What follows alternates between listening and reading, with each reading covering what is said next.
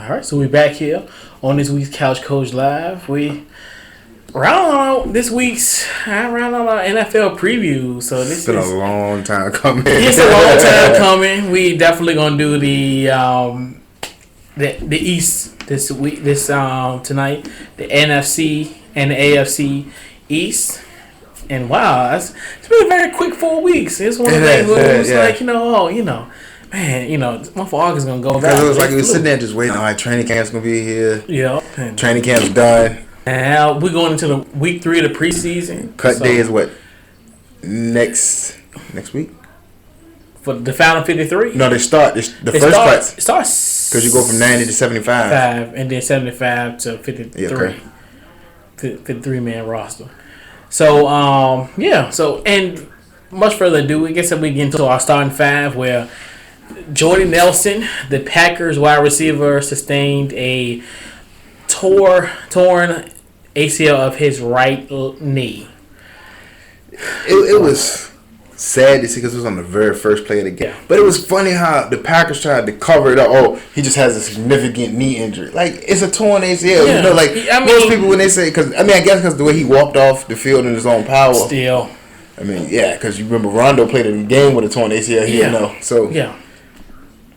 And that's my thing. The whole situation with that is, it's very fascinating when you think about, and that's why, like, we talk about fantasy football, like how it's it's a whole lot of components when it comes to this. Like, that's what I always say. I always draft out of the third week of the preseason. Yeah, shout out to my draft where I lost a connection and auto drafted Jordan Nelson. Yeah, wasted a fourth pick for that.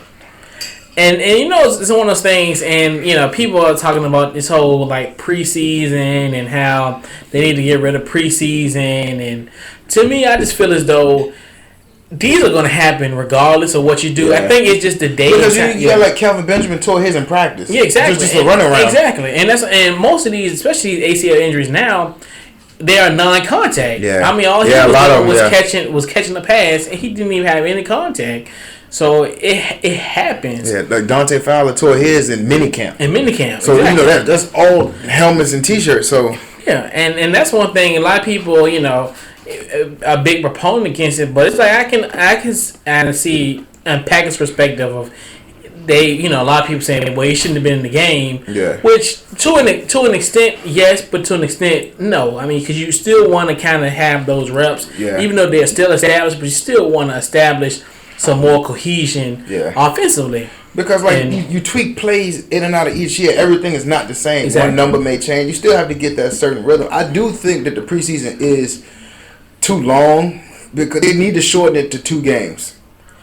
Yeah, I can understand it being shortened, but the way these owners are set up, that's not gonna happen. Yeah. Like, to me, I just feel as though all they're gonna pretty much worry about is the money they can get, because if you're a season ticket holder, the preseason comes with your package. So it's like, but then at the same time, you charge regular season prices for preseason games. Yeah, it's amazing. You look up in the stands and you see how many empty seats. You never know what your stadium really looks like. Yeah, until the preseason game. Exactly. You never know how the seats look. Yeah, never. And it's very, very weird. Definitely. So Nelson, of course, he had 98 catches for 1,519 yards last year. Yeah, straight out of Kansas State University.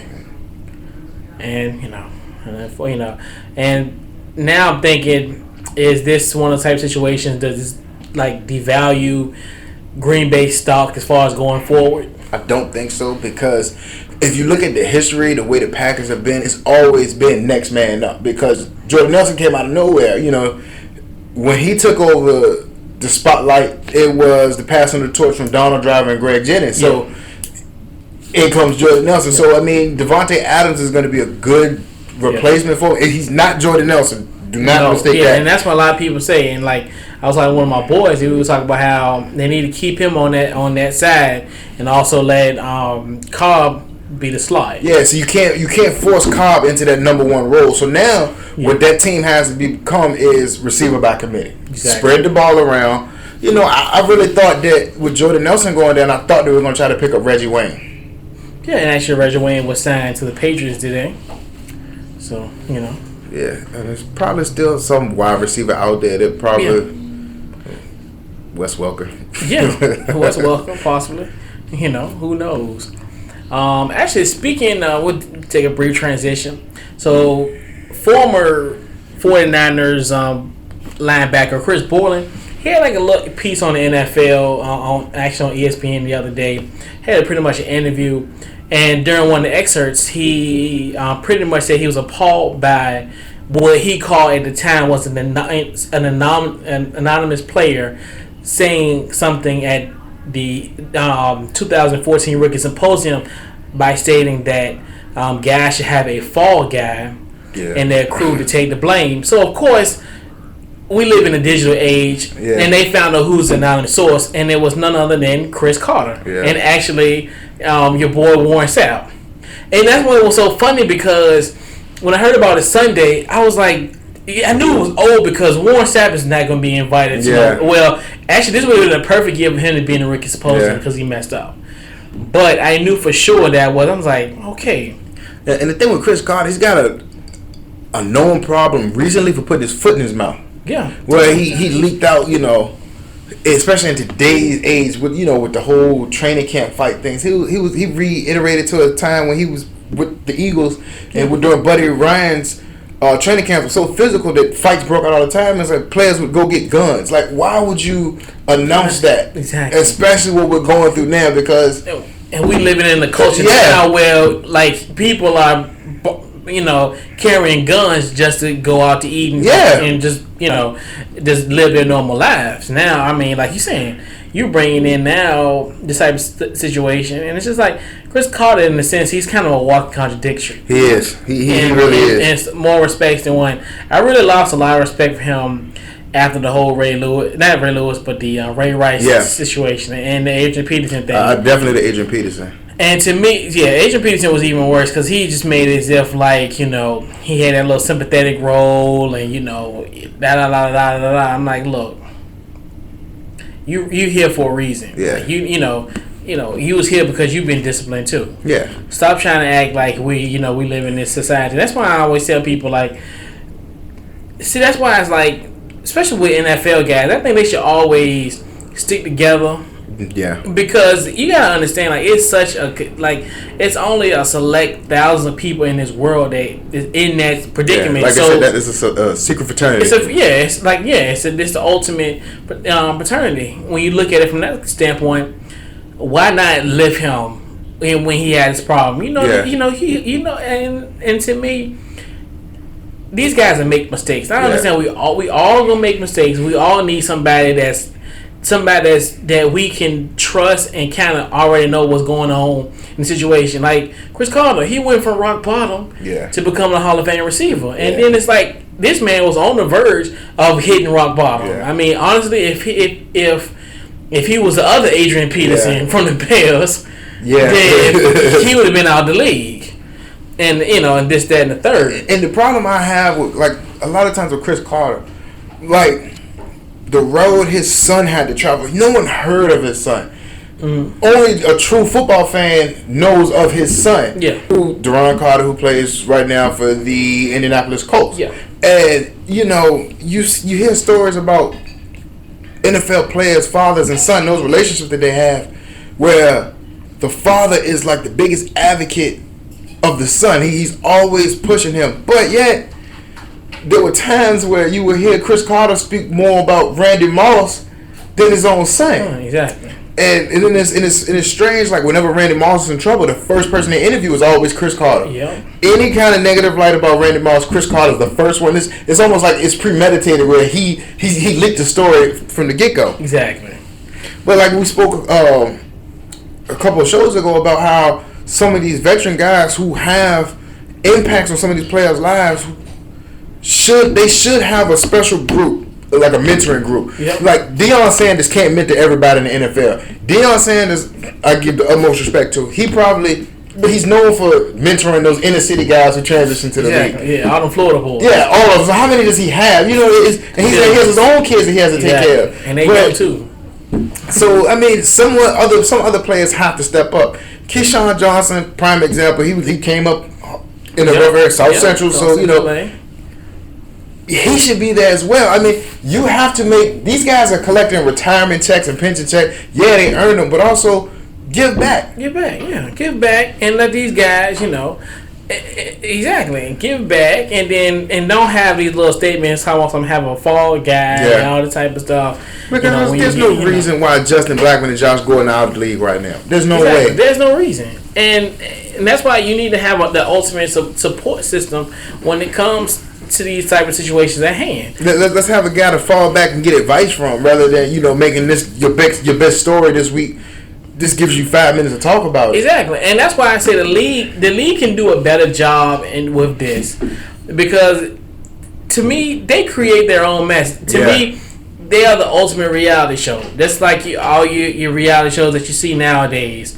That is scripted. Yeah, it's a situation where it's like, okay, if you really want to protect your product like you really want to do, you don't let a guy just be released and just let him off on the street, and then you wondering why he has ruined his life, and you wondering why he's still having this issue. Yeah, because everybody, and to me, what I think, those players who mess up, don't kick them out of the league.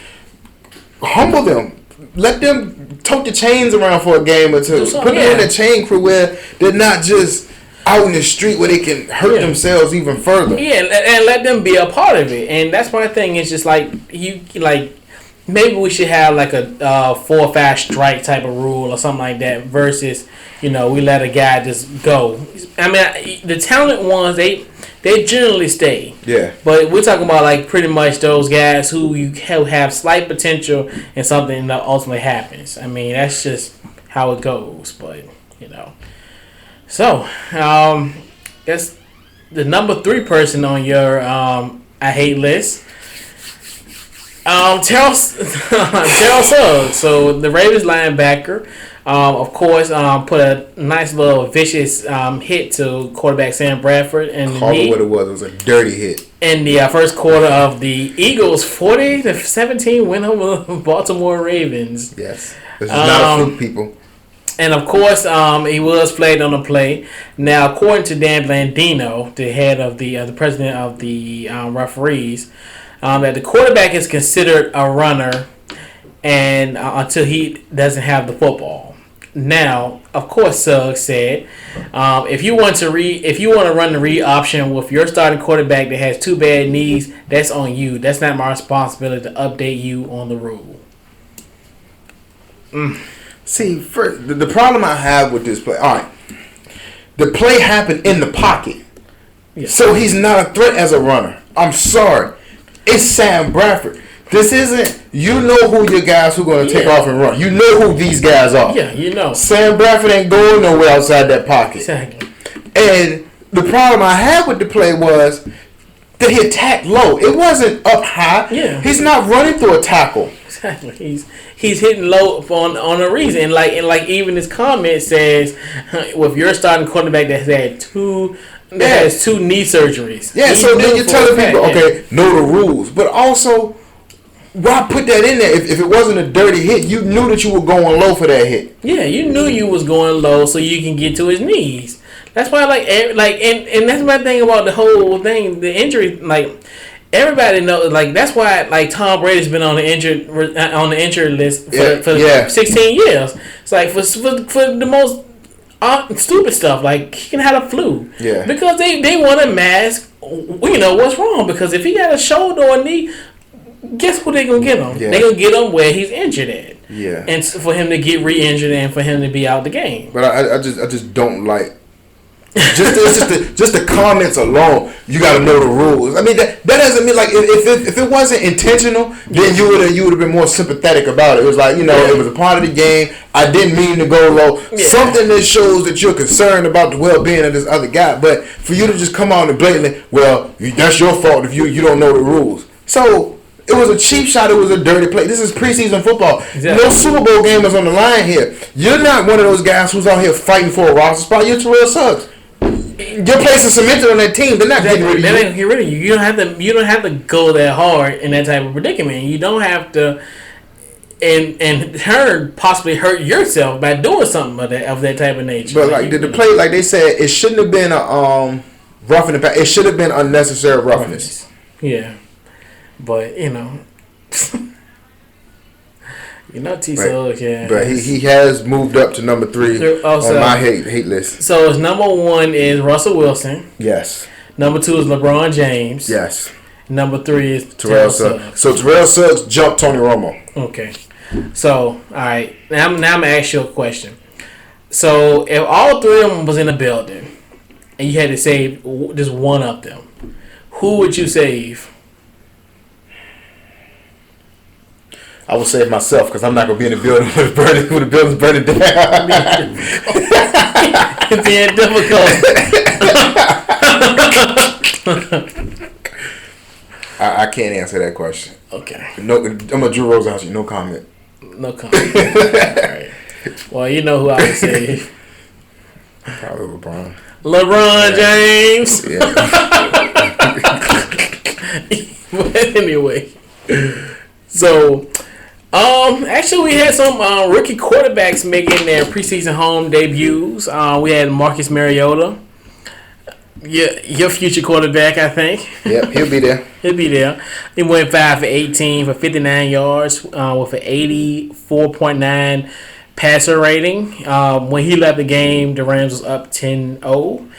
And famous Jameis, crab leg Winston. Went 8 for 13, 90 yards, and with an 82.2 passer rating in last night's Monday Night Football game. Also, actually, that was the first. I guess can you see that the first home victory in almost in over a year. Wow! Because they lost, they was 0-8 at home last season. So I don't know if that's considered. I remember those dark times. The 2012-2013 season went 8 straight games without winning at home. 10 straight games without winning at home. And then who'd y'all lose out? Who'd y'all the streak ended with who? Oh my God! Mike Shanahan's race. Yeah, and this was what was it when he threw everybody under the bus? Oh yeah. The bus doesn't stop in Canton anymore. Yeah, that was a tragedy. He was just like, you know what, it's like. But I was actually impressed by those rookie quarterbacks just from the bounce back that they had. I mean, they bounced back themselves in an individual performance. Yeah. Those first games, I think it was just their adjustment to the NFL. But again, it's preseason, so schemes are very vanilla. Yeah. No one is disguising blitzes or anything. Yeah. When you see the blitz coming, you know it's coming. It's just to get guys in the right spot. But when they start masking coverages, that's when the ultimate test is going to come. I mean, they were the number 1 and number 2 projected quarterback. And, they were better ranked than previous guys in past. Or, okay, all right, this guy is not the quarterback you want. Your Achilles Smiths of the world, your Ryan Lee. Those guys, you pick them just because you have to pick them. Couch. Yeah. David Carr. Yeah, exactly. Joey Harrington. The list goes on. Oh, man. Yeah. But, I mean, it just goes to the maturity that they had, even though they're young players, that they were able to bounce back and persevere within the game. Yeah. So, I mean, I think that speaks volumes to who they actually are as players.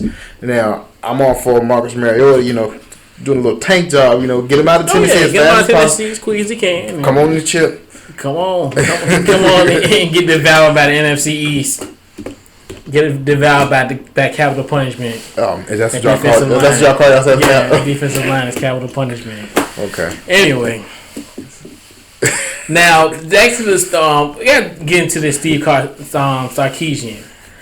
Okay, so USC always has this event called Salute to Troy. It's pretty much almost like a preseason pep rally where you got pretty much players, coaching staff, donors, and pretty much fans.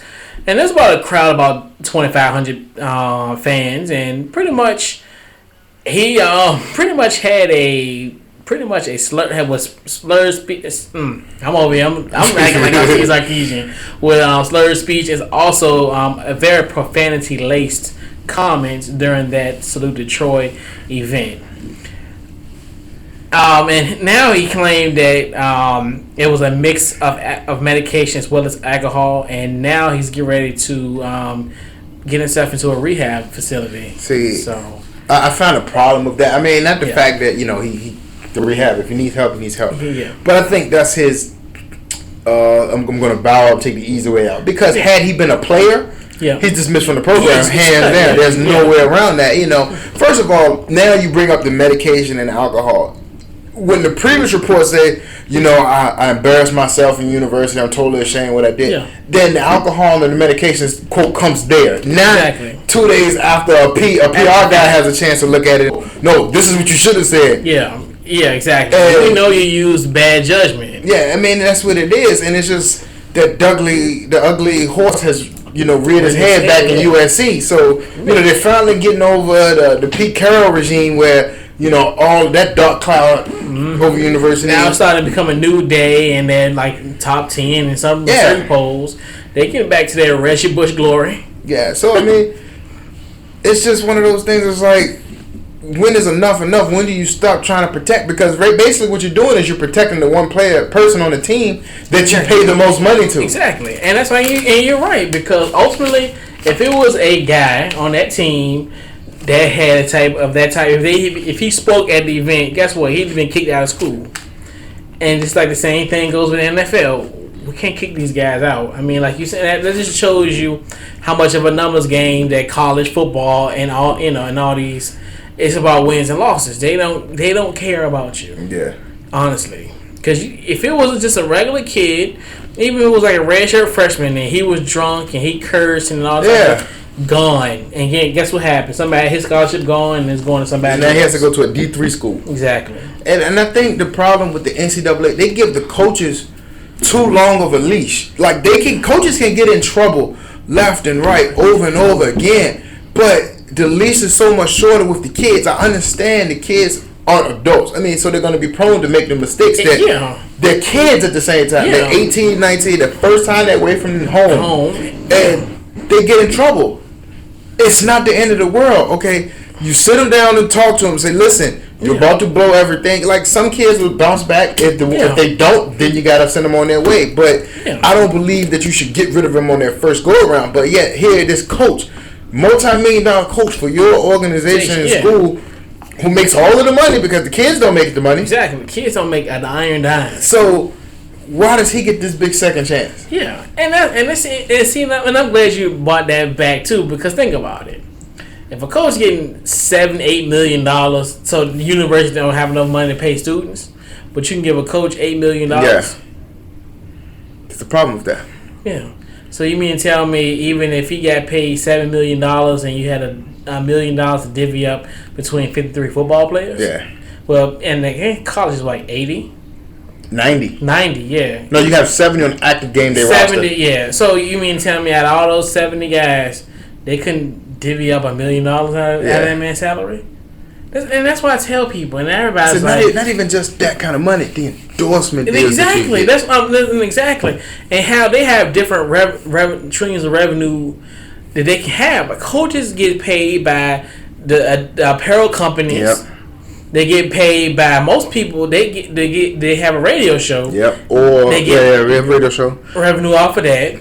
Just like, I don't know, I always bring up the whole thing about the Jalen Rose situation with him and Coach Fisher. He was like, Jalen, you need to pick up the pace. And I was like, how you gonna tell me to pick up the pace? And my mom light bill ain't paid. Yeah. And she, and you're like, we living in Detroit. You gotta have, your light bill. How can I bust my tail in practice knowing that at home my mom and them ain't gonna have lights in the winter? Yeah. He's like, versus you got in the deal with Nike. You got your own radio show where you getting money off of that. Then of course, you're getting money off the TV deals. Yeah, and then don't forget the boosters. The boosters, yeah. And then you brought some form of Gatorade or performance. Yeah, and just endorsements as well. Endorsements and as well as merchandise. Yeah. And that's why I say, like, people act like, then it's like, well, that money's generated for other places. Oh, like the field hockey team and all that. Don't listen. They ain't bringing in the bucks. They ain't bringing in the money. That's like Duke lacrosse team, number one for the longest time. Yeah, exactly. But where's the revenue come from that school? Exactly. We all know. Yeah, exactly. Of course. Who knows? Of course, everybody knows where the revenue come from. It ain't coming from no football. Yeah. It's coming from basketball. And them high priced seats. Watch your mouth. I mean, hell, try going to do game. We'll have to put out a loan. It's well worth it for Cameron Indoor Stadium. Man, that sweat box. That only holds what 2,000 Exactly. people. That's like, man, it remind me of like how like TJ Jim. Oh gosh. The sweat box. Timmy like John Marshall. Like, yeah, that's a sauna. Yeah. That's like a 3.5 sauna. You will lose guaranteed 5 pounds if you chill. You can even have snacks and still lose weight. But yeah, and you're right, because it's crazy. Like if a kid messed up like that, done. Yeah. Done. Versus, and even when, like, he could be replaced. Yeah. But it's like who don't want to be the coach of USC? There's tons of people waiting for your downfall. Yeah. That's a dream job. Lane Kiffin probably take it again if he could. He would. If he didn't get fired off the bus. Bobby Petrino. But you look at the trouble that he caused. Yeah, all these universities. And then he went back. Yeah, didn't he left. He got in trouble in Louisville. He left and went to the pros. They found out that he was going to be cleared of all charges, so he went back to college. Yeah, and then because he back in Louisville, ain't he? Was it Arkansas? Arkansas. I knew he was somewhere. It was like, because normally your fall from grace is like, I mean, you go from there like Youngstown State. Yeah. I mean, you go somewhere right. like, Take your boy Al Groh when he was at the UVA. The Jets. Then he went to UVA. All right, you know what? Time to go. Yep, time to go. Yep. Shout out to Al Groh. Actually, speaking of that, Al Groh was a part of the New England Patriots staff once upon a time. Well, we'll get into our AFC East preview. Was he part of Cleveland '95? That's where everybody else came from. No, it wasn't actually part of. I know but Cleveland '95. Yeah. That made me that like, coaching tree. That coaching tree was amazing. Like, yo, you gotta think about it. You're looking at, and it's crazy. That just show you like how, like in life, like life is a process. Yeah. Like, just because you're looking at like how who was it, Mangini? Who was Mangini? Thomas Dimitrov. All of them was living at Jim Schwartz. They was all living in that little apartment in Cleveland, talking about something. They didn't even, because Mangini wanted to get cable. And he's like, nah, we ain't getting cable. Because, man, Scott Pioli was in their roommate, too. All crammed up in that apartment, making like $11,000. Crazy. But that was a good documentary. It's funny how Belichick looked like he is now. And it was so funny, like. But yeah, that was a good documentary, man. That was too funny. But there was a lot of guys that came out there, like your boy Nick Saban, Kirk Francis from where's he at? Iowa? Is he at Iowa? Yeah, he's still at Iowa. Who else? I think we need to talk about the coaching tree. Do another. That's another. Say that. That's one. Almost like you got the Bill Walsh coaching tree. Yeah, like the whole San Francisco team. Like everybody came out. That sounds like a bracket. Yeah. That sounds like a bracket. We should do that for like March Madness or so, or maybe something like during the holidays or something. We'll definitely touch that. So, question number 1 for our AFC East preview. Can the Patriots repeat as Super Bowl champions? As we all know, they are the crown jewel of the National Football League, beating LA's beloved Seattle Seahawks, led by his number one most hated person on earth is Russell Wilson. Tom Brady, of course, at this current moment, as we're speaking on August the 25th of 2015, that Tom Brady is suspended for 4 games, which I would not be surprised if 2 weeks from tonight, on September 8th, his suspension might be reduced, or he may even have, or it might even just be out the window. Now, after watching Jimmy Garoppolo play for the last 2 preseason games, yes, Tom Brady will be playing week 1. Exactly. They have stopped splitting reps. I've even heard one analyst say that they are going to possibly suspend all of the hearing until next offseason. Yeah. In which Tom Brady might possibly retire. So, yeah. And like I said, the way Jimmy Garoppolo plays, he's not good at all. So for them to draft him in the 2nd round, and he's had the first string team on the field with him, he didn't play up to par. So the way they're shaping up, it looks like that Belichick and Brady will be joined at the hip. Yeah. So it's like their careers are going to pretty much hinder off of each other. So when one goes, the other one goes. And that's why I said it's like as we talk today, but talk to us in 2 weeks. Tom Brady be getting ready for his for the start of the season. 2 like weeks. They said, like our NFL Network said, Tom Brady took all the first team reps today. Exactly. So they really believe that he is going to play. And you know what's so weird? Because even in training camp, he took the first, and they only had 2 quarterbacks. Yeah. So I'm thinking to myself, that's when my antlers kind of came. Well, they picked up Matt Flynn. Well, they picked up Matt Flynn. Yeah. The Jets got Matt Flynn. Yeah. But even started training camp in general. Yeah. They only cared 2, and you knew you could be spending 4 games. That's why in my mind I'm thinking to myself, that's like a tea leaf type of moment where you read the tea leaves and you're like, okay, it's preseason. You only got 2 quarterbacks on your roster, and one of them's gonna be suspended for a quarter of the season. This ain't adding up. Yeah. This ain't adding up. Because normally, if you knew it for sure, this gonna happen. Guess what? You would have picked up a third person from the jump because that person needs to get reps. Yeah. This person, just this, that, and the third. So, like I'm saying, my little conspiracy theory is definitely gonna play out. So 2 weeks from tonight, do not be surprised. I will not be surprised after that hearing on September 4th that he's cleared. Yep. So back at the running back position, our guy LeGarrette Blount. And they got some. That running back is the running game is kind of suspect. Looking at them and Tavares Gaddad and Jonas Gray. So Jonas Gray showed up somewhat last year. It's just. And with the Patriots, it's just very weird. Like they always have these plug and play kind of guys where it's just like, it's interesting to say the least. So and looking at their receiving core, you're looking at of course I got Julian Edelman. One of the type of moments where I always sleep with one eye open. And Mr. Amendola. Yeah, and your boy Brandon LaFell, and they also got our guy Reggie Wayne from the U. Today, it just baffles me that I don't know what New England has done, but they never draft like a receiver in the first round. They never. I don't know for some odd reason. I don't know. Maybe they thought about Detroit and all those bad luck and misfortunes, but they don't know. But that was just Matt Millen picking bad. Yeah, he just picked wide receiver with nobody to throw him to. Exactly. Joey Harrington, Dan Orlovsky, Mike McMahon. Yeah. Oh yeah, we're gonna draft Roy Williams. We got Calvin Johnson and Charlie Rogers. Charlie Rogers, I had his jersey number 80. April Sports for like $19.99. It was like for Christmas. But and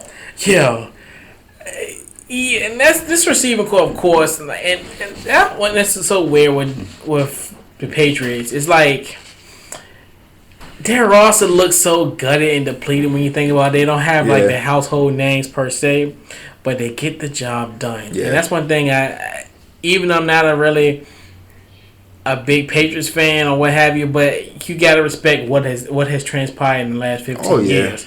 Because you gotta look at it, especially from the coaching perspective. We're looking at a guy like Bill Belichick. We just talked about how. And it kind of can give you, he's one of the type of guys who he does it honestly the right way. Yeah. As far as the team noise, especially coming from my neck of the woods where there's ascension in the locker room versus in New England you would never know because everything is keep quiet and shut. This is, they are the poster child of what you're really supposed to do when the media asks you a question. Instead of first time you hear some locker room rumblings, you are now traded. Yeah, you're going. Because they picked up Albert Hansberg from you guys. Yeah, and then they traded him for nothing, then traded him again. Yep. And the same thing with Chad Johnson. Oh, who was it? Because matter of fact, it's so funny when you said something happened in the locker room, they gone. Oh, who was it? Because Willie McGinnis said it the other day. God, and these type of moments where I need to write stuff down. Because it was one guy. It was was it David Patton? The wide receiver? I don't know. It was somebody, but it was like a real like loudmouth, and Or was it David Boston? No, it wasn't David Boston. But anyway, the guy ended up getting cut. Now he got traded. The guy ended up getting traded. And it was funny how he said, like, pretty much, like, because I think they were talking about the whole little RG3 situation last week, and they was talking about how, with Belichick, he had guys who was running out the mouth, and it's like all of a sudden, like, why this guy, his head down, he got a trash bag? Because he got traded. It's like, and it was just hilarious to me. And look at the defense, they was ranked 8th in points allowed, with only giving up 19.6 points per game. And then in the draft, they just retooled their defense. And like you said, the biggest question mark on the defense is replacing Darrell Reeves and Brandon Browner. Which you go and get Bradley Fletcher. Your boy, and your boy Patrick Chung. Your boy. They can have. Oh my gosh. And yeah. That's gonna be very, very interesting. Have fun at that, because you're gonna see Bradley Fletcher chasing a lot of wide receivers. Yeah, he would definitely be doing that to the up team degree. Yeah. Now, so switching focus, the Miami Dolphins. We got to head a little down south. Okay. So question number 2 of the AFC East preview: can the Dolphins win the AFC East? I think the defense, first of all, they're going to play lights out. Lights out. Now, the question is, can Ryan Tannehill take that step to the next level? Do they have an adequate enough backfield to help with that? Because who are the Dolphins wide receivers? At the current moment that they have now, they have actually got Devontae Parker. Kenny Stills, which I think is a huge acquisition. Jarvis Landry, and then they also got our guy, Greg Jennings. Yeah, of course, he's a that's going to help definitely as far as him being. And Jordan Cameron. So Jordan Cameron is there. Looking at it all falls on the shoulders of Ryan Tannehill. He has to come out and take that next step, because if not, it's going to be all for nothing. Because when you look at the defense that they have, just the front four alone. Yeah. And I mean, you're looking at, I think, just the whole situation of just the offense with Bill Lazor as the offensive coordinator. Who came from where? Philly. It did. Yeah. Unfortunately, yeah. But anyway, of course, and they had a pretty good season last season. You got to think about it, having a 1,000-yard rusher, despite losing their left tackle last season. Our guy Lamar Miller actually reached the 1,000 mark, which I did not know that. Barely 1,099 yards. Actually, did pretty good in the receiving game. Had 32 receptions and 275 yards, and they also got our guy Sean Moreno from the University of Georgia. That's LaShawn McCoy's boy. Yeah, he is. That's his best friend. Yeah. So, of course, the O-line, we love the O-line. This is one of the situations with Brandon Albert, Dallas Thomas, and Mike Pouncey. This offensive line is, I think now, they're now officially done with this whole little bullying situation, which I think they were done for last season, but now I think it's just another year passed from that. So I think that helps them a lot. And like that defense, oh my goodness.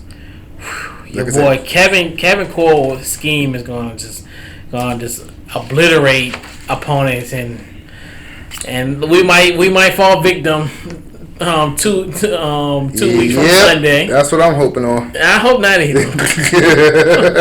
Be careful what you ask for. Hey, we get them late in the league. Well, also Louis Delmas just went out with a Achilles or ACL. I think it was Achilles. It was a lower leg injury. It was a lower leg injury. Of course, on the D line, Dominican Sue and your boy Cameron Wake. Yeah. And I mean, this is one of those things where. And last year they only mustered 21.5 sacks, and we all know that's going to probably double, possibly triple, depending on how everything goes. Yeah. Linebacker core, of course, is pretty solid. Cornerbacks are a little suspect. I like Brent Grimes a little bit. And then also Bryce McCain possibly there as well. And then, like we said, we can't count on Delmas. Looking at Rashad Jones. Yeah. So I mean, it's gonna be one of those things. Is how much do they adjust their scheme to? Because Sue is gonna be Sue. Sue is gonna be Sue, regardless of what's gonna happen. Exotic blitzes, this, that, and the third. Yeah. Vanilla looks. You can actually just let your front four do the dirty work. Yeah. And just hope that your back seven can contain. Yeah. But other than that, like I said, it all falls on Ryan Tannehill. Yeah. He has to get that, 3,000? Did he finish with 4,000? He finished 4,000 yards? Yeah, 4,000 yards, yep. Okay, so I mean, he's going in the right direction. Yeah. The only problem I do see with that, like, as you see, like we were talking about coaching trees. Yeah. All right, Bill Lazor he can't try to duplicate what Chip Kelly did. Yeah. Just stick to what you know. Yeah, and Joe Philbin being an offensive-minded coach, I think he would.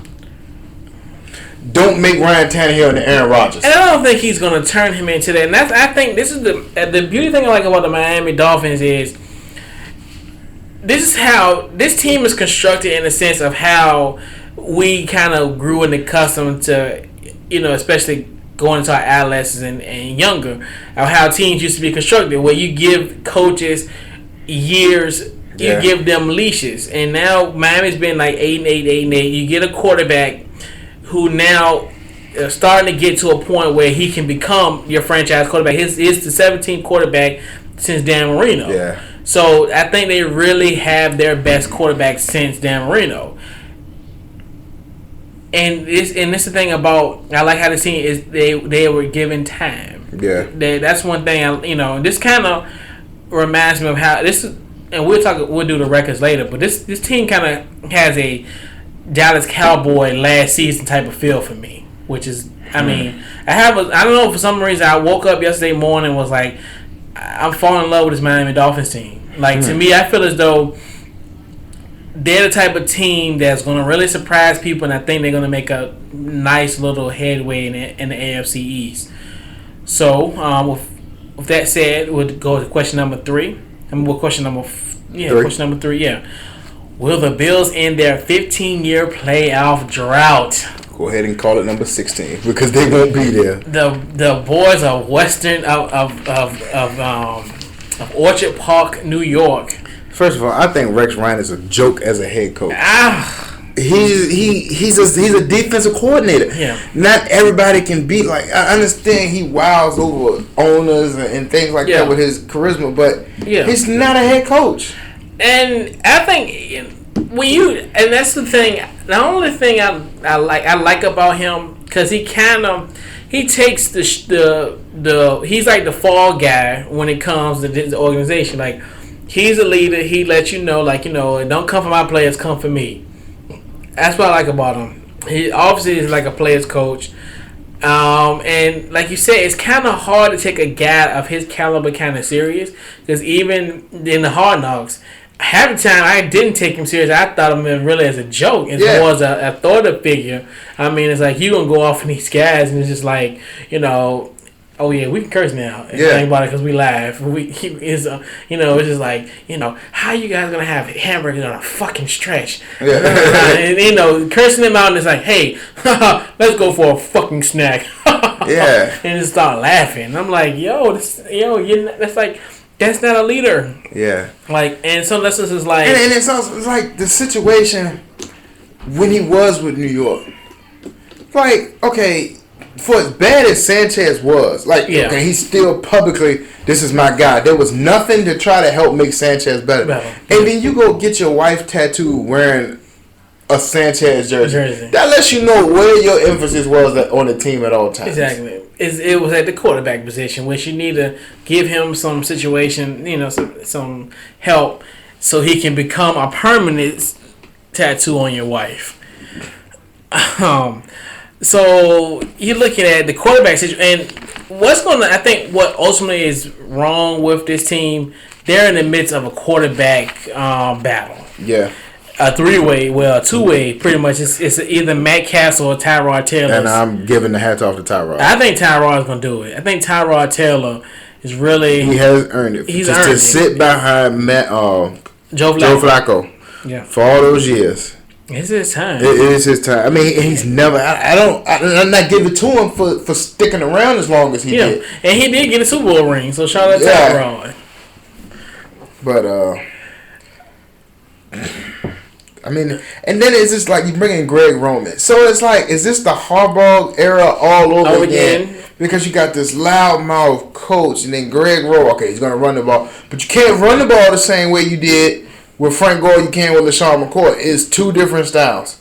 Now, being a fan of the Philadelphia Eagles, I've had the joy and the curse of watching LaShawn McCoy. He is very excited, but at the same time, he is frustrated because he leaves yards on the field. Yeah, and you can get excited about the home runs that he does do, but there are times when you can see 5 yards on the field in front of you, but he wants the 50.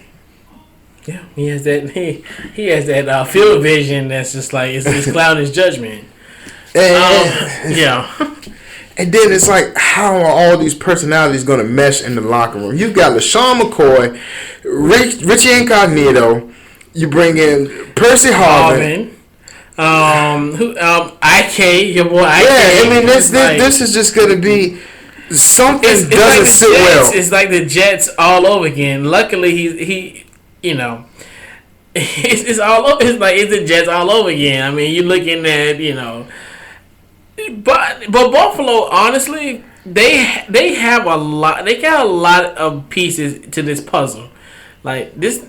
The cupboard isn't bare. Yeah, but it's kind of it's stocked for some groceries. I don't know if it's stocked enough for a December or November run. Yeah, I just don't know. Like with this team on paper, it's just it doesn't have the feel like I said the way Greg Roman's offense was in San Francisco. Yeah.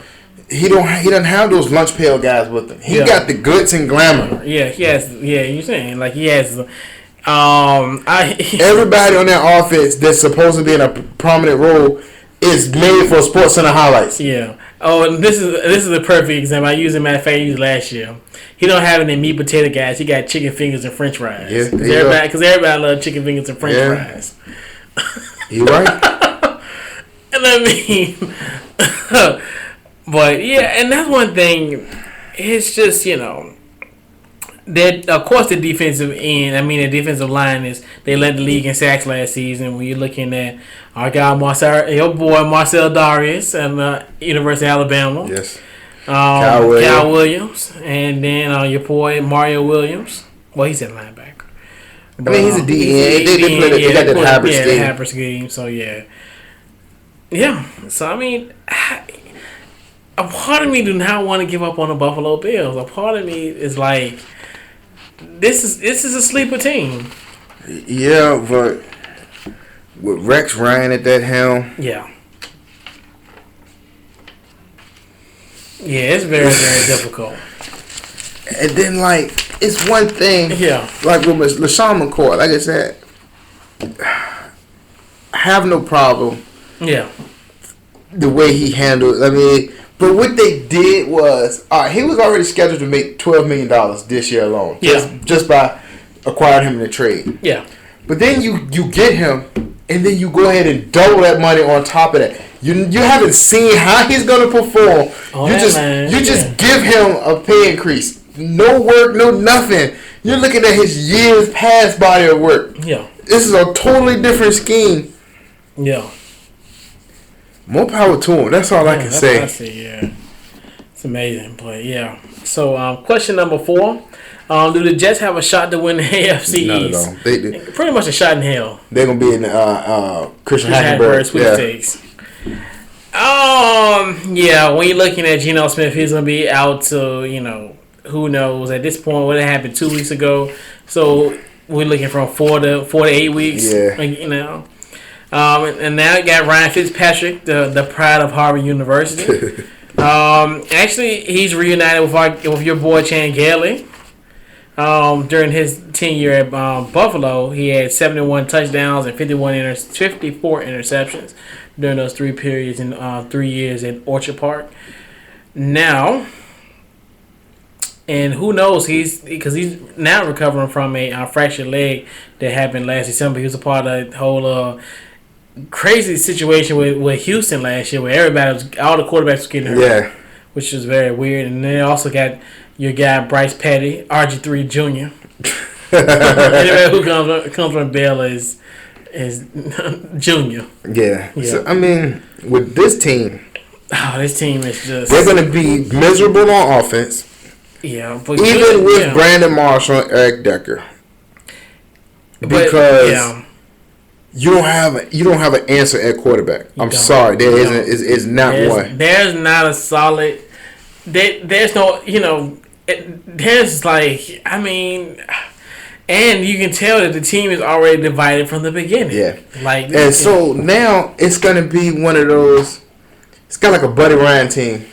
It's got a Buddy Ryan feel all over. Mm-hmm. All right, as long as the offense does this, the defense is going to win all the games. So you just need the offense not to mess up. You can't have football like that. Yeah, and especially in this division where these guys, like, this is the offensive centric type of, and just the league in general is very offensively centric league. And then, like, with this defense, I think you just added way too many personalities. Oh yeah, so you bring in Jason Babin, who. Your guy. Yeah, he ain't listening to nobody. All you just let him pin his ears back and rush the quarterback. That's all he wants to do. Yeah. Then you got Darrelle Revis, Antonio Cromartie. Again, plus 9 kids. Yeah. So, Demario Davis, Calvin Pace. You got a lot of vocal guys on this team. And then who knows what's going to happen with Muhammad Wilkerson. I thought it was Sheldon Richardson got in trouble. Well, I mean, him too as well. Sheldon Richardson. Sheldon Richardson, because that's Missouri, yeah. It's just, this team is just getting to a point where it's just... Only one glimmer of hope is my guy, Quentin Cobles. From where? University of North Carolina. Oh, okay. They produce football players too? Huh? They produce football players? Oh, of course. have you listened to all the previews this season? Oh, I mean this year. I mean this month. Of course. We have Did he take a TV Guide 101 or? He might say African American studies. Who knows? I mean, there is a African American study concentration course there. I mean, hey, The problem I do have with the Jets. Okay. This is Todd Bowles' first time as a head coach. Yeah. He's done well as a defensive coordinator, except for, when he was there in Philadelphia, but we gave him a short end of the stick. Yeah, your boy, yeah. He coached for, 7 games, and it was just a terrible season that year. Yeah. He blitzes far too much. Yeah. At least 60 to 70% of the time he's blitzing. Now, on offense, he brings in Chan Gailey. I mean, it's Chan Gailey. Chan Gailey is one of those guys that's like, all right, has the game finally passed him? It passed him about 15 years ago. Yeah, so I mean, it's like, yeah. What are you thinking? What's going on? And then why has it taken Todd Bowles so long to become a head coach? Because he's always been that guy knocking at the door. Yeah, he's always been. He's.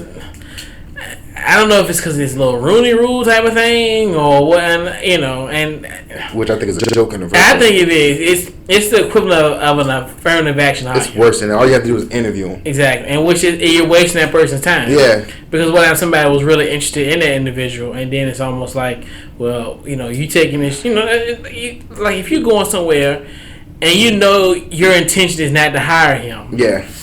Why waste his time? And I think that's all it is. Is this? It's just a waste of time. Well, I want this guy, but he's coaching a playoff game. All right, come on, let's go in for an interview. Exactly. Well, this guy could have went somewhere and got a position, but now you making him, fly across country to see you, and he losing his opportunity. It's dumb. Like, to me, it's like, and now, like, the people who applaud the rule, and I'm like, no, it's a waste of time. Like, if you really, I feel as though coaches will always have a short list of guys who they want.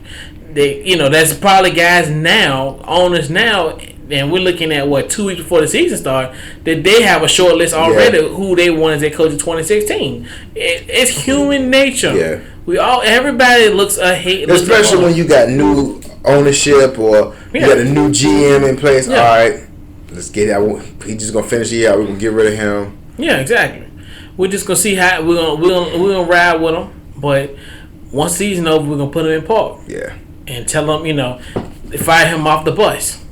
Yeah, that's a lonely feeling. Week 17, you coming home on the Black bus. Monday. Black Monday. I remember Jim Zorn got fired at 5-something o'clock in the morning coming home from San Diego. What, man? That ain't funny, man. And then I really felt bad for Andy Reid. I didn't. I knew it was coming. I knew he was going. Yeah, I was ready for it. I was like, just fire him during the middle of the year and get it over with. That man had a rough year that year with his son dying and all that type of stuff. I was like, he had a rough. No, that was the year before. Yeah. Yeah, his son died the year before, 2011. I think he died in 12. Nah, it was the year before. Oh, that was 12. I don't know why I thought it was. Yeah, I thought he died that same year that he got fired. Whatever, he's not there anymore. What? Chill out, man. You should have no remorse, man. Man, trust me, you don't know the pain and heartache I went through. Trust me. Andy Reid was never your coach. Okay, what I'm saying. You don't know what it feels like. How you think I felt when Jim Zorn got fired? I was a little elated. I knew it was gonna happen. But you've never had the ball on the half-yard line, and it's 3rd and inches. You can fall forward and get the inches, and you see Andy Reid throw the ball. Oh, yeah. I mean, it is what it is. Throwing fade routes to Deshaun Jackson. But that was a good. I'm 2012. I tell you, that was such a good year. I was like, when we came, like right after, what was it, before Christmas? We played y'all. I was like, this is it. This is it. When we came in, it was after Christmas. Yeah, it was that Saturday after Christmas. And when the Sunday after Christmas, yeah. Yep. Okay. Well, no. It was. Was it? Because the next week was New Year. the New Year's weekend. It was New Year's weekend. And when we played Dallas. On the 30th. But yeah, man, that was a good game. Yeah, I bet it was. Yeah, it was. Oh my gosh, that was. Let's get out. Let's get out the glory days. Man, I can't believe that's been 3 years ago. Yeah, that's sad. The glory days are 10-6. Hey, we won. That was our first division win since 1999. So, and that's so funny. I remember the last time we did win a division. I was in the 9th grade. Well, I was I was in the 10th grade, and I was on Christmas break. It was like the day after Christmas in 1999. We went to San Francisco on a Sunday night. Shout out to Joe Theismann on the call that night. I think Joe Theismann was an idiot, but okay. Okay. Question number 5. Question number 5 is, how will they finish? All right, so this one will have an asterisk on it because it's like if Tom Brady plays, if Tom Brady doesn't play. Okay, Tom Brady gonna play. Like I told you, 2 weeks from tonight, when we're telling y'all Super Bowl winner, Tom Brady will be a member. He will be playing in week 1. All right, so I'm going to go Patriots 12-4. The Dolphins 11-5.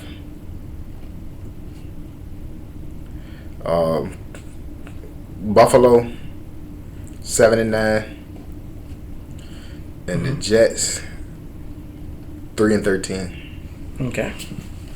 All right. So I have the Miami Dolphins.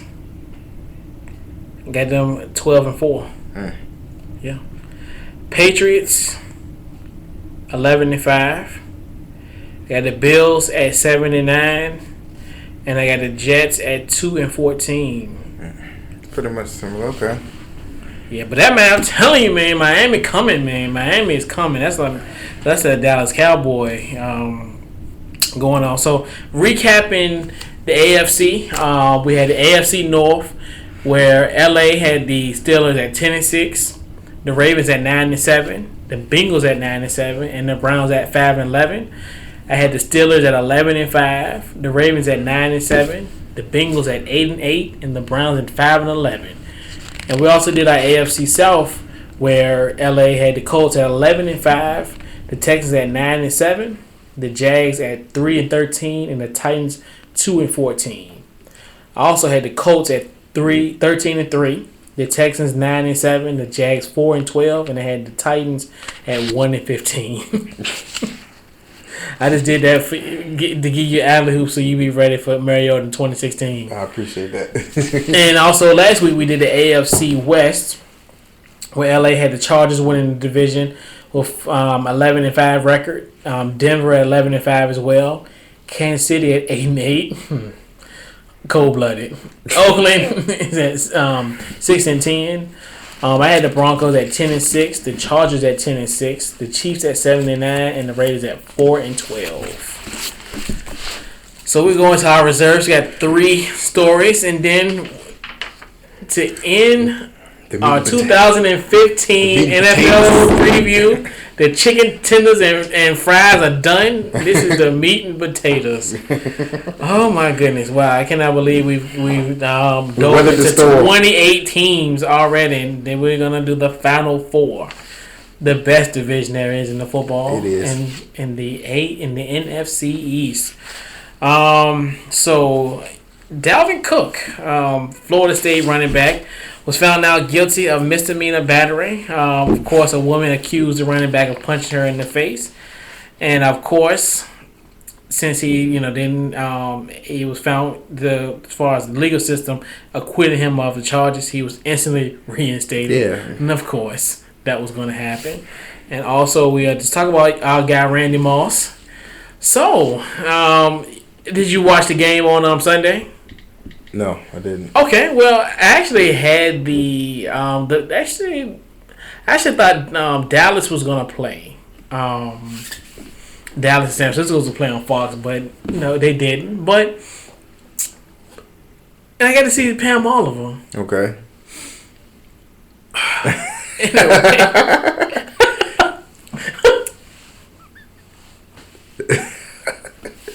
Anyway, so of course Randy Moss, of course we all know the all-world wide receiver, and actually featured in the direct TV commercial as the petite Randy Moss.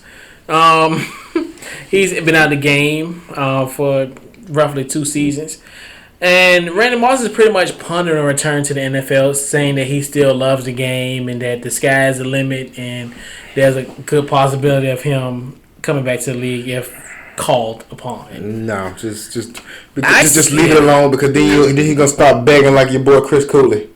Yeah, leave him out of there. Just leave football alone. I think if you set out 2 years, it's just, especially over the other side of 30, just leave it alone. It's not. And get yourself ready in 3 years to go to Canton. Yeah, you halfway there. You halfway to Canton. Like, even though I think Randy, he's gonna be one of those last guys to get in. Yeah, he's gonna be one of those guys. I don't think he's gonna be a first ballot, just due to the whole fact of the, and that's my thing. When you admit something, even though we know that people do it all the time, like the whole quitting on plays. Yeah, it's obvious. But I play when I want to play. Yeah, and those comments and the whole straight cash homie. It's gonna affect. It's ultimately gonna affect him, and to me, he's gonna make the Hall of Fame. It's just gonna be a matter of time. He might be like an Andre Reed type of guy, where it's gonna be an Art Monk. It's gonna be taking him a while. I definitely say Art Monk just because of the fact of the way that Randy handled himself with the media. Yeah, and that's a lot of And then now he's kind of redeeming himself now as a broadcaster, which it might give him somewhat redeeming qualities, but when you got a bunch of 50-year-old men who have grudges and mom jeans, it's gonna be hard to convince them to put him in the Hall of Fame. Yeah, there's a bunch of stubborn old men that sit in a room Saturday before Super Bowl and just act like little girls, like little boys, and little girls, act like little petulant children. He didn't give me an interview in 2001, so I'm gonna. Like, kids, play with your sandboxes and put your juice boxes in the trash. It's like, seriously. So now the meat and potatoes. Let's get into the meat and potatoes. Let's grab forks and knives and mugs and Question number one on the NFC East preview. It has been much ado, but we have finally got to our last four teams of the National Football League, and we saved the best for the last. We saved the beast of the NFC East. The beasts, as in four of them. Question number one: will the Cowboys repeat as NFC East champions? You want to go first with this one? I'm not gonna answer the question. I'm just gonna do a nice little intro. Of course, Tony Romo's actually coming back from he's actually remarkably healthy. This is the first year he hasn't recovered from a back surgery, so he's pretty much remarkably healthy, even though he's going to be 35 this season. Running back is definitely a huge question mark, even though they have an offensive line that's probably one of the best in the league. You know, you're looking at Darren McFadden and your boy, the guy that stole the draws. Paul Blart. Who still draws in Cologne? Tester Cologne. Was it a Tester? Mm-hmm. Huh? He didn't even steal one with the wrap on it. Yeah. Tester Cologne. That's wag. He stole a Tester? Yeah. What? He can't outrun a mall cop. So how's he gonna outrun linebackers and defensive? Oh wow, that's breaking news to me. He stole a Tester. Testers. Not one that's in the package. Nope. Not one with Rapple. The one for samples. So he could have stole it anyway, but just spraying a couple dabs on them. Yep. Put one on a card or something. Mm-hmm. Save it for later. Yep. Wow. Anyway. And also they kept their biggest concern in the offseason. They did get re-signed. Got a deal, restructured a deal with your boy Des Bryant. It's only Cowboy fans were the ones who were panicking that he was gonna. And I told people, like, why are y'all worrying? Like, it's all this stuff is gonna happen at the deadline. Like, do you understand? Like, they're not gonna get rid of Des Bryant. Like, they're not. No matter what, he had to. I was like, the damn at 3 o'clock. It's 2:45. I was just like, shut up. So no matter what, he had to take the franchise. Exactly, of course. I don't know what we're gonna do if we lose Dez. It's like, shut up. You're gonna sign him. Like, I was getting mad. Like, everybody's like, and then because the deadline's at 4 o'clock, so now at like 3:45. Oh, what them boys. Yeah, just shut up. I hate them. I hate them. So to answer the question, no, they won't repeat. They will not repeat. Last season was what you call a fluke. Last season was like, I call it the kiss of the beloved. Yeah. Where it's just like, I think this team is eerily familiar of the 2018. The team 2017. Yeah, the team that was 13-3 and then lost to the Giants, and then went back to Earth, went back to Mother Earth, and started the 8-8 regime. Yeah, started 8-8. But with this team, they sit there. People are misguided by what the analysts tell them. So for people to sit, Dallas has the best offensive line in football. You know what I'm saying? And I asked him, how do you know this? Tell me, how do you know this? Well, all the yards DeMarco Murray had. I said, okay. That's one thing. Yeah. But DeMarco Murray had 1,000 yards after contact. Exactly. So the line has had nothing to do with that. Yeah, exactly. You only know Dallas has a great offensive line because everybody tells you they have an offensive line. They tell you that. Because you still have the same pieces on the line that you were complaining about. Exactly. Yeah, exactly. Ron Leary. Yep. Doug Free. Yeah. And then I was like, man, they should have been running DeMarco Murray for years. We didn't run DeMarco because we don't have a line. You added one new piece. You added Zach Martin. So don't sit there and tell me that this rookie is world leagues ahead of the piece that you already had on that team. And then the idiocracy that is that owner Jerry Jones. Yeah. You spend all that money, like he's hampered the franchise for years to come because they can only restructure Romo but so many times. Like, every year they have to restructure Romo. You don't understand. Yes, that buys you time for this year, but when you keep restructuring, you have to pay him his money. Yeah. This is like if you keep on refinancing, guess what? Yeah. You're going to have to pay for it in the long run. And they gave Tyron Smith all of that money 2 years too early. Yeah. He did not have to be re-signed until next year. And they gave him a big, fat, whopping deal. 8-year contract. Exactly. In the National Football League. 8 years. And he still had 2 years left on that rookie deal. Okay, that's one.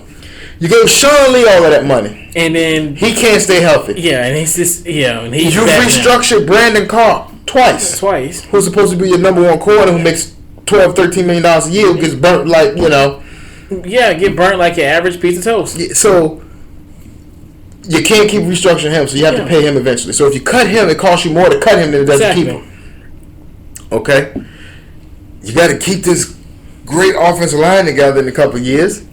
So you got to pay Travis Frederick. Yeah. You're going to have to pay Zach Martin. Okay, now your defense. You gave the basketball wife all the money. I'm referring to Orlando Scandrick. Oh, she beats me. Yeah. Okay. Then, you hinted. Oh, I'm sorry. I don't mean to cut you off, but I think I'm gonna change I'm gonna change my fantasy football name to Dre Beat Me.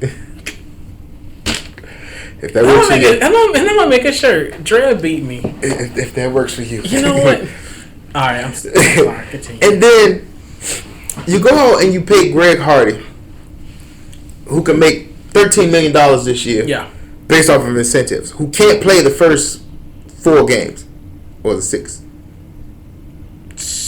games. Yeah. So 10 games, and you pay him $13 million. Exactly. Where does the structure of your team fall? And then let's go even further. Okay, a couple years ago, you traded up all these picks to move up to get Morris Claiborne, who isn't even your starting corner. Yeah.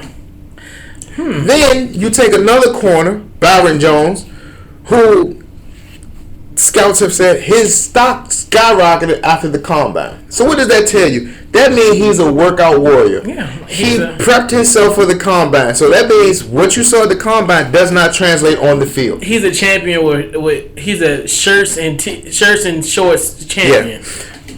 I was a victim of that a couple years ago with Mike Mamula. I think we've all been catfished, combine catfish. Yeah, and it's combine catfish. So here's a guy at the University of Connecticut, college football player. So you spend a first round draft pick on him. Now, if the talent is there, the talent is there. But it wasn't like he shut down every receiver that he went against. Yeah. You only heard of him until the combine. Exactly. And actually, you know what? We have a great name, and actually, we're gonna name this podcast "Combine Catfish." Okay. And the things with Dallas, like your secondary is in shambles. You address nothing to fix your safety. Yeah. Nothing. You can go back out there with J.J. Wilcox and Brad Church if you want to. I actually encourage you to do that. Please, keep doing it. Because if you're scared, go to church. Yeah. It was like you haven't learned from Sensabaugh that your safeties are terrible. Yeah. So the fans they're just blinded by. And I think in a lot of it now, it's like I think they're going to get exposed a lot more this year. Than they're not going to fly under people's radar. They're now going to be in that president of people are watching me. Mm-hmm. So to me, it's just like, but yeah. So, but when you look at the team, like I said, they're just hurting. Like they picked up what they could afford. They picked up dumpster juice and tried to plug it into that defense. Pretty much. Now Dallas is going to suffer also from the loss of Bill Callahan. They don't want to believe that, but they're going to. Yeah. There's no way around that. In LA, for the sake of the show and for the sake of the people who's been sleeping on the rock in the NFL offseason, where did Bill Callahan go to? He is now the offensive coordinator for the... No, he's not the offensive coordinator. He's the offensive line coach for the Washington Redskins. Yes, the old line coach is, well, the offensive coordinator is I got Sean McVay at the tender age of 35 years old. But it's just like the problems that Dallas had, they still didn't fix. Yeah. And the way that you beat Dallas, I can see it. Now, I'm not a professional coach or coordinator, but I can also watch football and examine how you beat Dallas. Exactly. Okay. For Dallas to have this magnificent offensive line, first of all, you need a running back with vision. Running backs don't have that. Yes. For Joseph Randle to be the heir apparent to DeMarco Murray, Joseph Randle is so good that he only touched the ball twice during the Dallas Cowboys playoff run. Yeah. So that tells you that the faith that they have in him, even with the star running back having a broken hand, Exactly. you give the next guy the ball twice. Exactly. Twice. So I don't, and then we got the steal of the draft. You got Randy Gregory. He got problems with him. Yeah, problems. And your boy Lyle Collins. Well, did me and you talk about that? How we thought that was very sketchy Yeah, at it the is. beginning. It still is sketchy to me. Yeah, I don't like. To me, it's just like this is almost. I mean, I never understood. It kind of remind me of. I mean, don't follow me though. It kind of remind me of remember in Juice when they found when Raheem got killed and the police came while Q was doing his set, and it was like, you know what, we need to come see you. Yeah. You're in Chicago, we need to come see you. Yeah. Shout out to Steele. But it's just like the fans are just blinded by. Yeah, and there will be a reality check very, very. But the way I would beat Dallas, I put my traditional 8 in the box. Yes. I plug in every gap. What I'm going to do, you lock horns with everybody else. I'm going to double dares. I'm going to have safety help over everybody else. I can trust those guys to win to play man to man. Terrence Williams ain't beating you 1-on-1. No. Actually, his roommate in college. What? Okay. Jason Witten has lost a step. So, and they're going to try this running back by committee. I don't think they work. The only way running back by committees work is when your quarterback throws the ball awful lot of times. And you've seen what happens when you have Romo throw the ball that much. Interception party. Yeah. In his house. You're going to expose that back. That back is going to... Somebody's going to crack that back. Shout out to Kenny Robinson, who did a wonderful job of that last year. Happy birthday to me. I said, who does Dallas play on Monday night? That's what we need to know, because it seems like he always get hurt on Monday night games. Oh, let's see. I don't think they got a Monday night game. Well, what is November? Is that November? No, November 8th is on. Yeah, that's a Sunday. Yeah. I don't think so. Yeah, they don't have no Monday night games. No Monday night. What? That's just weird for this is a team that has the best offensive line in the league and guy that's very efficient at quarterback ratings. And also, I think that, Jason Garrett's a moron as a head coach. He's not a head coach. He's just a moron with a headset. He's a moron with a headset. Interesting. Yeah, that's thought about it. They don't have a Monday Night Football game. Which, December 7th, 8:30. I think that might be a Monday. No? Yeah, that's a Monday night. That's a Monday night, December 7th. Hey, I'm all for it.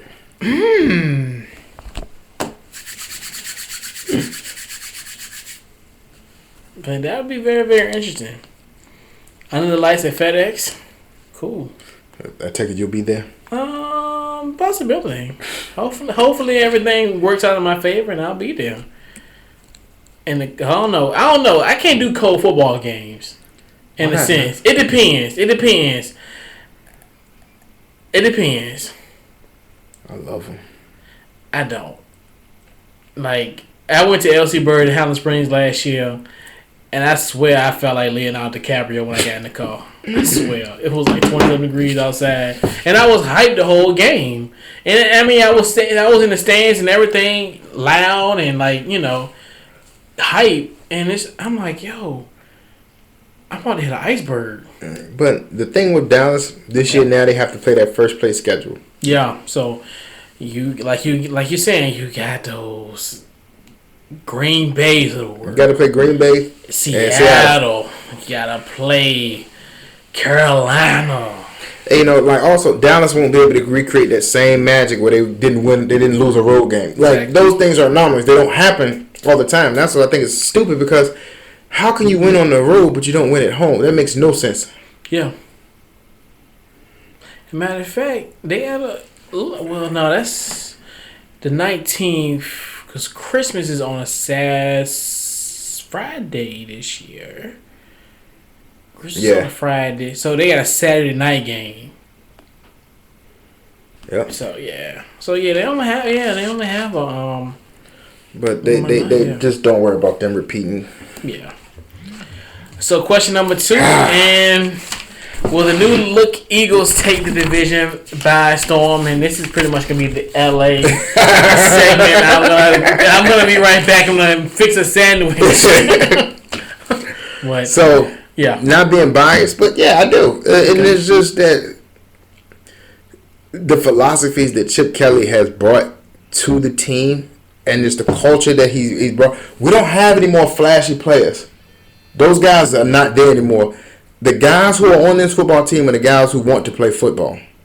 Not the guy, where's my next endorsement deal coming from, where I need X amount of yards this game so I can get this bonus, the extras that you don't see behind football. We don't have those guys anymore. And the success that Chip Kelly's had in his brief time, 20 years, is nothing to sneeze at. The biggest problem that we've dealt with has been injuries. Having Mark Sanchez play for 8 games last year just can't happen this year. Yeah. You can't. Sam Bradford has to be standing up from September to February when we're in Santa Clara, getting ready for that big game, which I'm going to be there if they make it there. So, he's improved the defense, and it just goes to show. It's like you see the Chip Kelly trending in the same way that Bill Belichick went, where he took over the team and he needed full control in order to get his experiment working the way he wants it to work.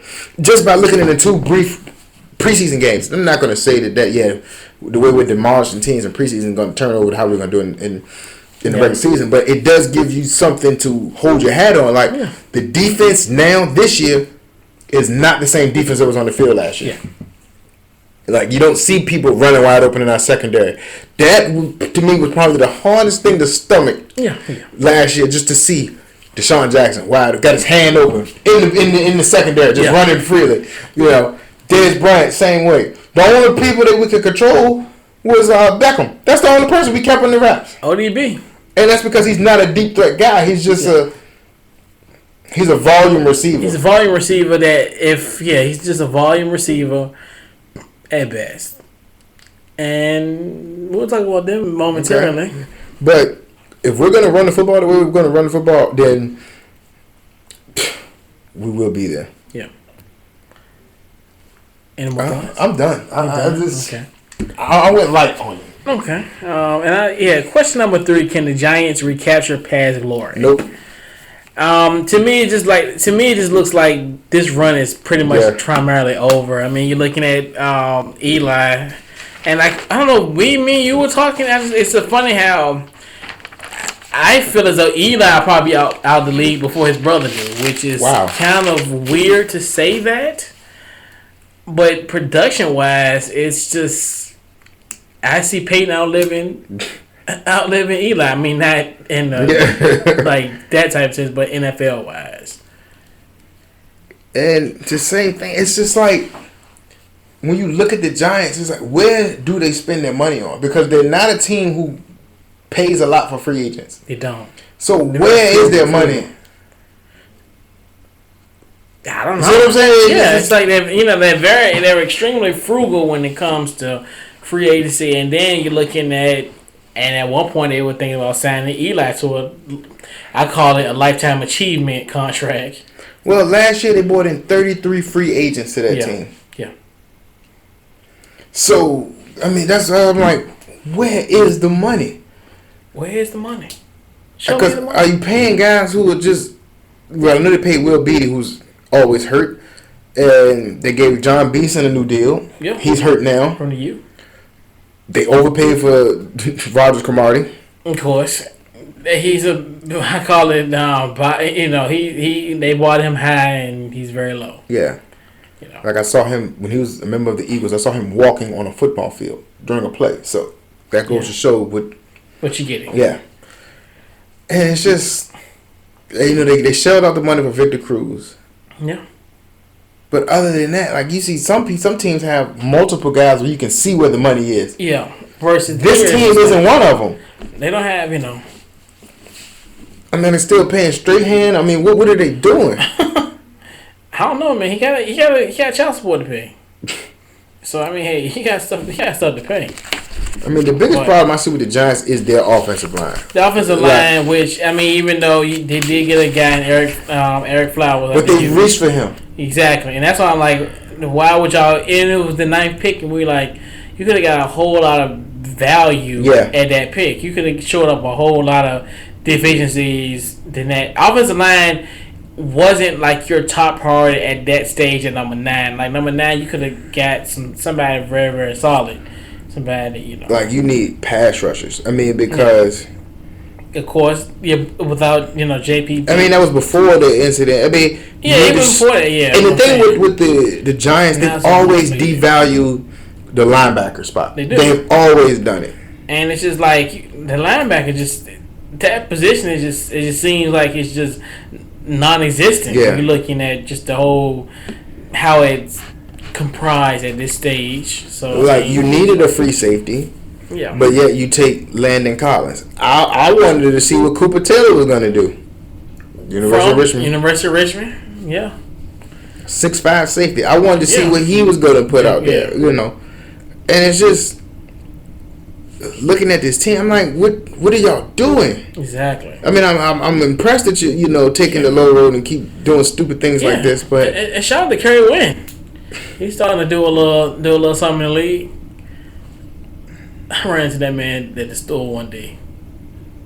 I was like, "What's up, man?" Like, "What's up?" I was like, "Good luck, man." All right. What? I said nothing. I said nothing. Your laughter says it all. But this team is just. It's going to be bad. Yeah, this team is going to be remarkable. Because you're looking at the team now. Eli is struggling heavily in preseason. Yeah. Beckham has yet to catch a pass in preseason. And shout out to ODB, the cover of Madden. It actually came out today, which is so funny. This is year number 2 in a row that I did not go to a midnight release and get Madden. I didn't either. I just cannot. I don't know if it's just because I'm in my 30s now, or just I probably just don't care. I think so many other. It was crazy. Like yesterday, I was just sitting there. Yeah, I'm a big wrestling fan, so I was like, okay, Monday Night Raw's on. I'm not getting up. Yeah, Raw's on. So yeah, and I don't know. I'm just. I guess until I get a next gen system, I think I might be out there next year. You need to come up to the dark side. I probably will. I need I get my money up. I got all the little stuff shored up. Shout out to my missus for buying me that Xbox One. Hear ye.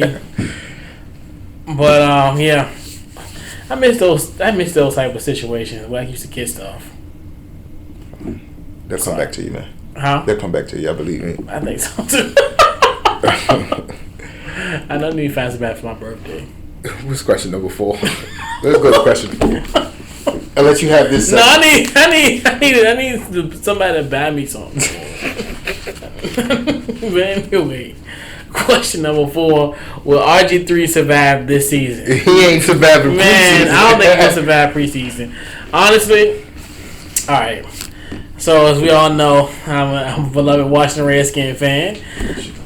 As you can definitely tell that our guy Jeff Gordon is rocking the fresh RG3 jersey. Compliments to the research department for digging the jersey out the crates.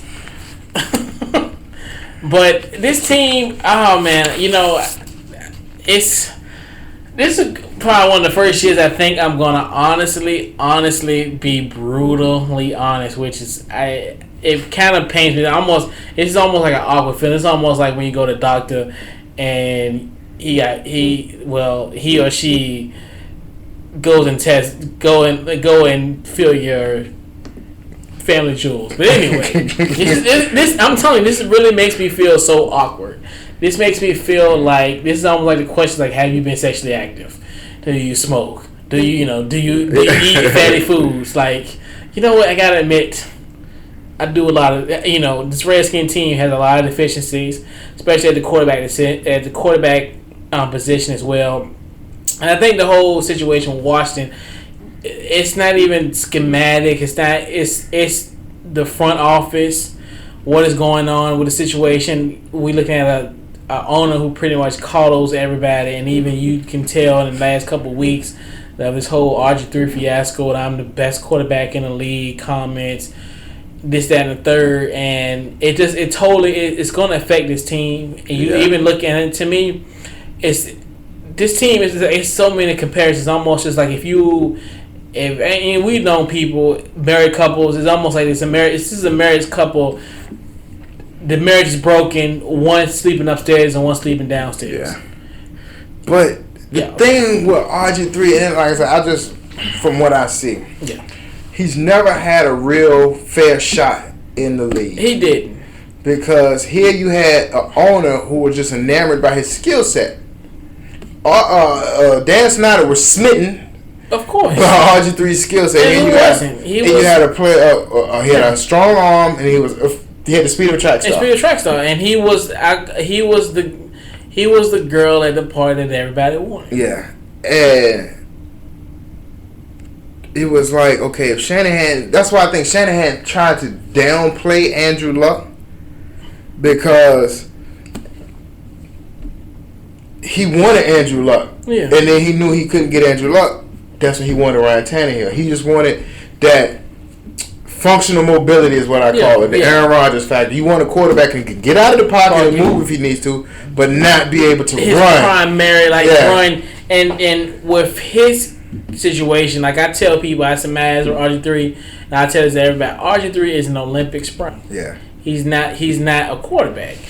And not to talk about your boy, but Russell Wilson is different because he's more of an athletic type of guy. He can slide because due to the fact he's been a baseball player and he is a complete athlete.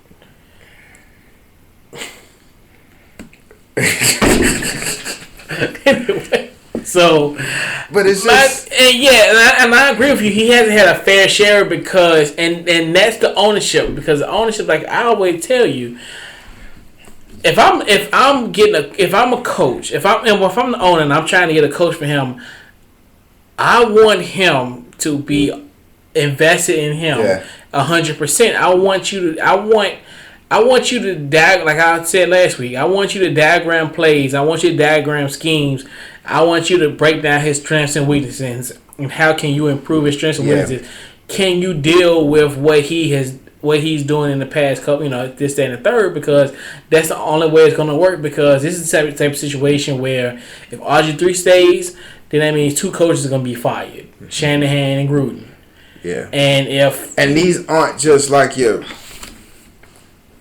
fresh coaches. These guys who's been around, who have 10 years, that winning 10 years in their respective leagues and sports. As far as Jay Gruden was definitely a terrific arena league coach once upon a time, and that I'm telling you, and that's what this team really embodies the notion of having a quarterback is everything. Yeah. Because this team overall is not that bad from a roster standpoint.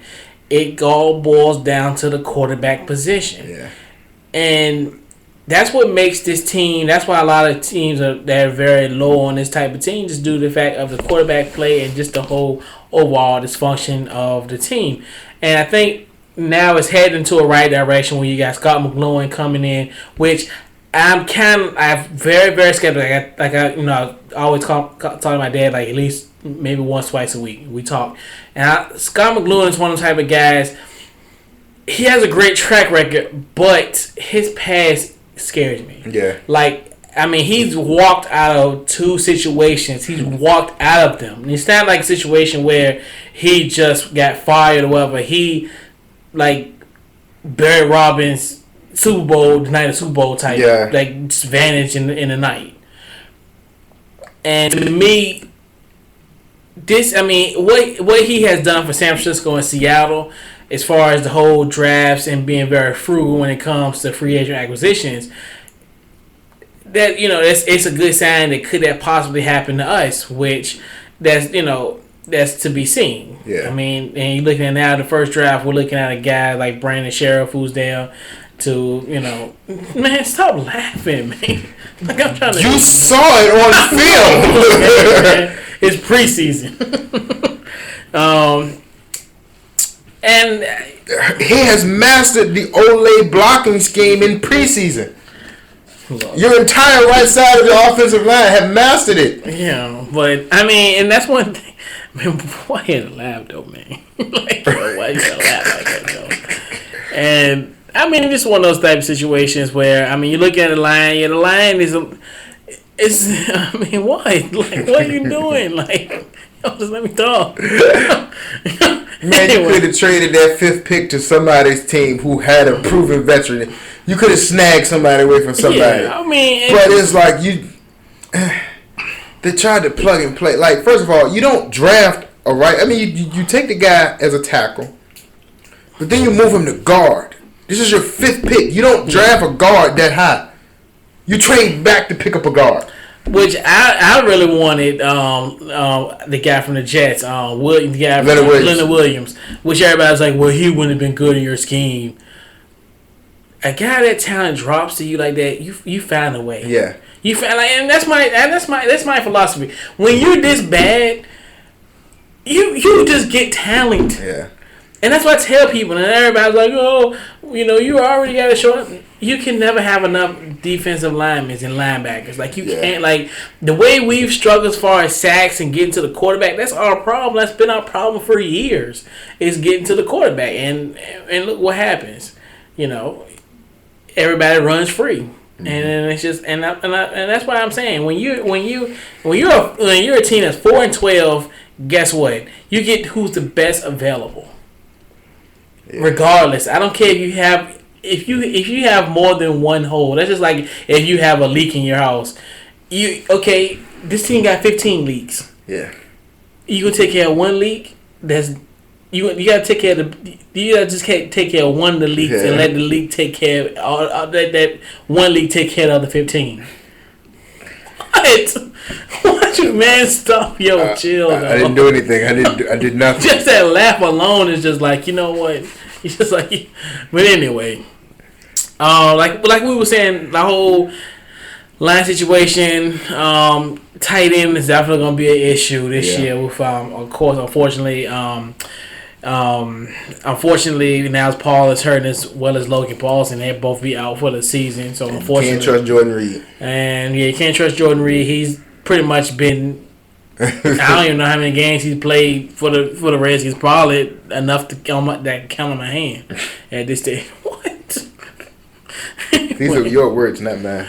I know, but I mean, it is the truth. That's why I say this year it's gonna be. It's so scary how I've been sitting on these thoughts for weeks, and it's like, there is hope.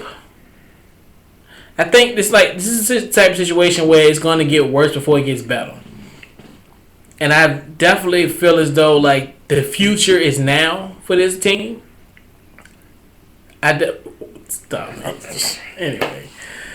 And we look at, like, of course, we talked about the defensive, the linemen at the beginning of the show. We call ourselves the capital punishment. So, I mean, of course, we got our guy, Pot Roast, Terrence Knight, and also Ricky Jean Francois. He's too busy doing the peanut butter and jelly dance. Okay. And then and Junior Gillette as well in the fold. Another one beer. Yeah, I mean we all got those on our squad. Those quiet boys are around. Except for the Philadelphia Eagles, we don't have those problems. For now. They too busy going to sleep and sleeping in high barrack chambers. Yeah, you don't have those problems when. Yeah, when you sleep for 10 hours, You don't have those problems. Yeah, you're right. You don't have time, but they gonna have time in the off season. But only like the linebacker core, of course. Ryan Kerrigan, the stud. Keenan Robinson, very up and coming superstar in this league. LA, follow me. Okay. You don't have Kiko Alonso or Michael Kendrick. Shout out to Michael Kendrick on his new contract, 4 years, $29 million, 16 guaranteed. Yeah. And question mark, of course, is in the secondary. I mean, that's question marks pretty much all over. I think the only really bright spots, the linebackers and the defensive ends, and then you're looking at your receiver core. Everything else is kind of not say abysmal, but there's a lot of holes. Because the one thing that I did see, like, Breland was your go-to guy. I figured that you could build your secondary around him, but yet that wasn't good enough. Yeah, they moved him to the slot. Yeah, which is just like why? Why would you do that? Yeah, here's a guy you've seen him shut down receivers, but now you move him to the inside where you can't shut down a receiver on the inside, and then you bring in Chris Colliver. I didn't think he was that good in San Francisco, but I knew the guy had your GM Scott McLaurin had familiarity with him, so he brought him in. Yeah. Then you bring in that safety from Seattle, another guy who had familiarity with. Yeah. And I'm like, okay, hold up, no. The move I would have done, I would have kept Breland on the outside. Yeah. I would have moved D'Angelo Hall to safety. Yeah, to safety. Yeah, because at this stage, I would treat him the same way that they did Charles Woodson and Champ Bailey. And they do that to Deion too, didn't they? Rob Woodson. Okay, right. Okay, because I know. Oh, that's right. Because they kept him at nickel. Yeah. At Baltimore. But anyway. But that's what you do. You don't keep letting him because honestly, it would be the same thing. This whole DeAndre Hopkins thing. That's gonna happen in real life. Yeah. In game action, if you keep him where he at. Yeah. Which, this team, you'll be surprised. To me, this team can do something in this division. I really do, in my heart of hearts, think that this team is gonna be definitely better than the 4-12 team that we seen last season. 5-11 is. And to me, and this is all going to be contingent on Kirk Cousins starting this team. Yeah, because he's got to play. So question number 5 to end this year's Couch Coach Live 2005 NFL preview. How will they finish? Let's see. I give you a second to do yours. I know Philly's going to be your division. Yeah, as long as you know that. I think we all know that, unfortunately. So, who you got? Philly being, what's their record? 12-4. That's right. Mine ambitious, sir. All right.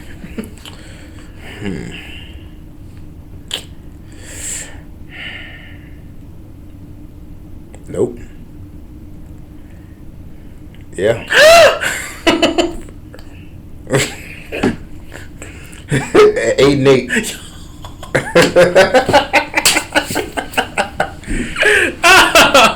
All right. Nope. Yeah. All right. 8-8. 7-9. All right. All right. So.